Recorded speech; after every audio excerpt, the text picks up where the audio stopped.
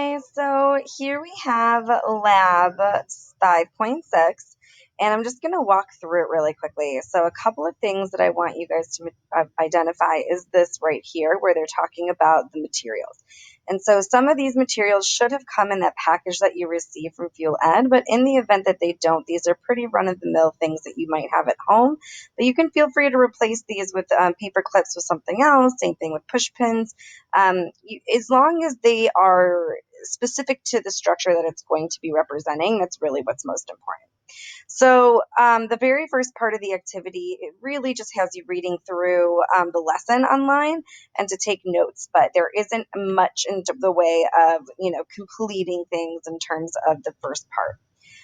Activity 2, these are the instructions. So it's going to tell you, use the illustrations on the online screens to help you plan your model. So you're going to be following along the slideshow. So that's going to be, if you go out of laboratory modeling and you go back into like the 3 parts of this lesson, that's going to be in, let's go into laboratory modeling right here, not lesson introduction.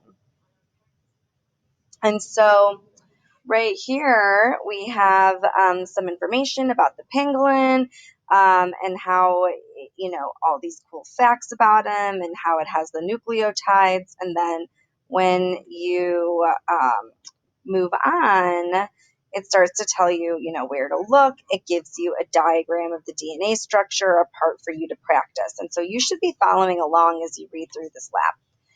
And then the procedure tells you exactly what you're going to do. So you're going to use the metric ruler to measure 3 centimeter segments on the straws, and then you're going to cut those into the segments. And then you're going to use the space to kind of sketch your DNA molecule, right? So that kind of talks about this molecule right here. It's going to ask you to sketch that so that you can start to see the connections that you're doing in your models and how it connects to an actual DNA. So you're going to label the bases and place them in the correct order. And make sure that you are, after you try this, you're checking the answers and remember which one pairs together. Then you're going to study the materials and look at your sketch. And then of the materials, what are you going to be able to use to be able to represent each of the components? So they're telling you to look at the illustration on the screen. So they're talking about using the straws to represent the sugar phosphate backbone and the push pins for the nitrogen bases, which are the nucleotides. And then how are you going to hold it together? So take a look at what you have and start to come up with an idea of what material is going to represent each one. So remember, how does A pair with T, and what is used to bond those two together? Same thing with the cytosine and the guanine. And then you're going to draw a model of what you created and then list how they represent, and then draw at least 6 base pairs on each strand and then label the material you used. And you're going to sketch the reference, build your DNA using the straw segments, paper clips, and colored push pins. And then, black marker, place dots where the phosphates would be located on the backbone. And when you have finished, you're going to complete the lab report and submit it to your teacher, and then save your DNA model as you're going to use it in the next lab. So there is a little bit of room in terms of what it's going to allow you to use in terms of the materials that's going to represent each component. But for the most part, you're just going to need to make some educated decisions.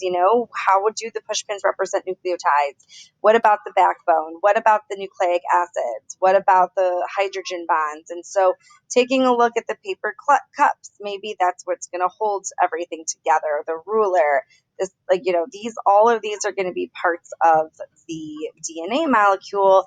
And specifically, when you start to look into the structure itself, you can also use the lab from the lesson and the previous information.